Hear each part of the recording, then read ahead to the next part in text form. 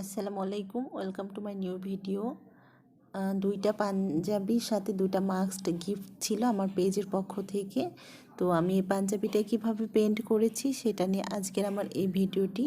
তো ভিডিওটি প্রথম থেকে লাস্ট পর্যন্ত যদি দেখেন তাহলে আপনারা বুঝতে পারবেন যে আমি কিভাবে কাজটা করেছি, কোন কাপড়ের ওপর করেছি, আর কি কি জিনিস আমার লেগেছে, এগুলো সব নিয়ে আজকে আমার এই ভিডিওটি। তো প্রথমে আমি 0 সাইজের একটা তুলি নিয়েছি, অ্যাক্রিলিকের বার্নসিনা তুলি মানে রং নিয়েছি। এখানে এনকে আর বাইন্ডার একসাথে মিক্সড করে রাখা আছে, অল্প করে আমি প্লেটে কিন্তু ঢেলে নিয়েছি। তো অনেকে বলেন যে আমি ফ্রি হ্যান্ডে আঁকি নাকি, আগে পেন্সিল দিয়ে এঁকে নেই, আমার পেন্সিল দিয়ে আঁকতে সুবিধা লাগে না। অনেকে কিন্তু পেন্সিল দিয়ে এঁকে নেন, যার যেটা সুবিধা সে সেভাবে করবেন। তো এটা অ্যাক্রিলিকের সাদা রং। আর আমি এবার যে টিটি তুলির যেগুলো রাউন্ড সেটের তুলি, ওই তুলি দিয়ে আমি জাস্ট একটা শেপ এঁকে নিলাম। যেহেতু আমি আগে ফুল আঁকাই না, সো আমি তুলির মাথার সূক্ষ্ম জায়গাটা দিয়ে অল্প করে ফুলের শেপটা এঁকে নিই। এটা কিপ স্মাইলিংয়ের 2 নাম্বার তুলি, একটু চ্যাপ্টা টাইপের। এই তুলিটা কাজ করে খুব বেশি আরাম, আমার কাছে ভালো লেগেছে। প্রত্যেকটা শেপগুলো অনেক সুন্দর আসে। এখানে আমার 3টা রং আমি ব্যবহার করেছি, একটা লাল, আর একটা সাদা, আর একটা আবার পিঙ্ক কালার, যে কালারটা রয়েছে এই কালার মিলিয়ে আমি এই ফুলগুলো করেছি। আর ডাল তো করেছি বার্নসিনা কালার দিয়ে। এখন বলতে পারেন যে আপু এনকে বাইন্ডার কী জন্য নিলেন? এনকে বাইন্ডার কিন্তু আমি রঙের সাথে মিক্সড করে নেইনি।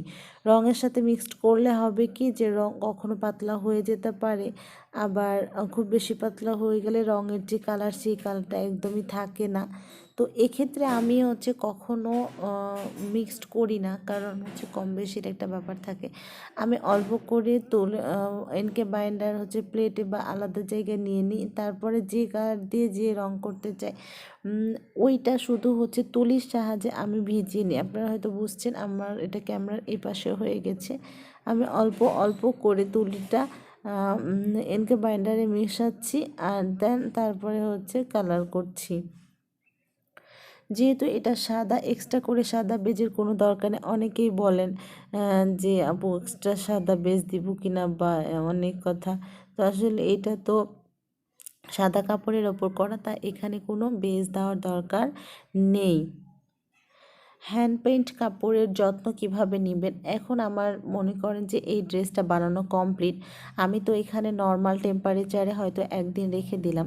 আর আমরা যারা সেলার আছি তারা কাস্টমারকে দেবার জন্য কিন্তু খুব দ্রুত পাঠিয়ে দিতে হয়। তো সেক্ষেত্রে কাস্টমারকে বলে রাখবেন যে ওনারা যেন হাতে পেয়ে যেন উল্টো পাশে যেন নর্মাল টেম্পারেচারে যেন, বা যখন অল্প তাপমাত্রা থাকবে তখন যেন আমার এই কাপড় মানে যেটা আমরা করেছি সেটা আমরা রোদ্রে দিব আর কি। আর না হলে আমরা একটু নর্মাল আবহাওয়াতে রাখবো, যাতে করে যে কাপড়ের এক পাশ থেকে আরেক পাশ না লেগে যায়। অনেক সময় না শুকানোর ফলে হয় কি, যে এক পাশ থেকে রং আরেক পাশে চলে যায়, সেইটা সতর্কতা অবলম্বন করতে হবে আমাদেরকে সব সময়। আর অবশ্যই 10-15 দিনের আগে ধুবেন না। অনেকেই হয়তো প্রথম দিন ধোয়ার পরে ইচ্ছা মতো ডিটারজেন্ট দিয়ে ধুবে, তখন উঠে যেয়ে বলবে যে আমার রং তো উঠে গেছে। সেটা আসলে মানানসই না। আপনাকে অন্ততপক্ষে 10 থেকে 15 দিন অপেক্ষা করতে হবে, তবেই আপনি তারপরে ডিটারজেন্ট দিয়ে কাচতে পারবেন। তবে চেষ্টা করবেন যে খুব ক্ষারযুক্ত ডিটারজেন্টে না পরিষ্কার করতে, অল্প শ্যাম্পু পানি দিয়ে আপনি পরিষ্কার করলে আপনার কাপড় দীর্ঘদিন ভালো থাকবে। এটা যদি হ্যান্ড পেইন্ট বলে না, যে কোনো ভালো ফেব্রিক্সগুলোতেই আপনার শ্যাম্পু দিয়ে কাচলে আমাদের কাপড়টা অনেক দিন যায় বা অনেক দিন ভালো থাকে। তো সেটাই আপনারা ফলো করবেন, যে শ্যাম্পু পানিতে কাচতে। আর যদি সম্ভব না হয় তাহলে বেশিক্ষণ না, অল্প কিছুক্ষণ পানিতে ভিজিয়ে তারপরেই আপনি মানে পরিষ্কার করে নিতে পারবেন। তাতে হবে কি, আমাদের রঙের যে কাজটা করেছে ওটা নরম না হয়ে প্রত্যেকটা অংশ থেকে আলাদা আলাদা করে সরে না যায়। তো আশা করি আপনারা বুঝতে পারছেন যে আমি কিভাবে পেইন্টটা করেছি। আপনারা ভিডিওটি লাস্ট পর্যন্ত দেখবেন। এই ফুলের ডিজাইনটা আমার অনেক বেশি করতে হয়েছে। সেম ডিজাইনটা আমি এইরকমভাবে অনেকবার করেছি।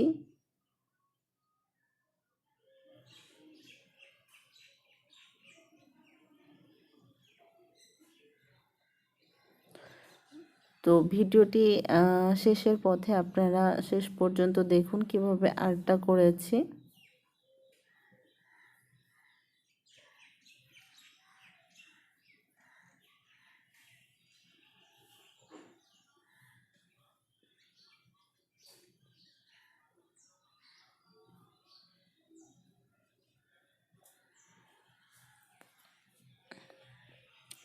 এইখানে আমি চিকন তুলির সাহায্যে ফুলের মধ্যে যে ইগুলো রয়েছে সেইগুলো এঁকে নিচ্ছি। ওটা যখন শুকিয়ে যাবে, কারণ আপনি হচ্ছে ফুলটা কাঁচা অবস্থাতে বার্সিনা কালারটা দিবেন না, নয়তো হচ্ছে রঙটা খেয়ে যাবে বা খুব সুন্দরভাবে বসবে না। আপনি যখন বার্সিনা কালারটা উপর দিয়ে দিবেন তখন কিন্তু আপনাকে অবশ্যই নিচের রঙটা কিন্তু ক্লিন থাকা লাগবে।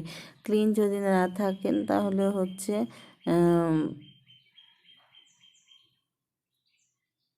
রং হয়ে যেতে পারে। এজন্য আমাদের একটু ভালোভাবে যখন শুকিয়ে যাবে তারপরে আমরা হচ্ছে অন্য রং বা অন্য সেট বা যে খুশি আমরা কিন্তু তখন দিতে পারবো। এজন্য আগে আমরা যেটাই করি না কেন সেটা আমাদেরকে ভালোভাবে জেনে তবেই করতে হবে।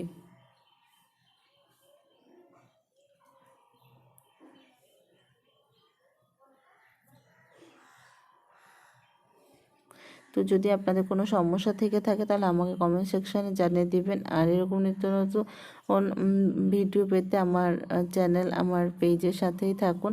শখের হস্তশিল্প আমার পেজের নাম, আর হচ্ছে যে আমার গ্রুপের নাম হ্যান্ড পেন্টিং গ্রুপ। তো সবাই পাশে থাকার জন্য, যারা পাশে আছেন তাদেরকে তো অসংখ্য ধন্যবাদ এভাবে সাপোর্ট করার জন্য।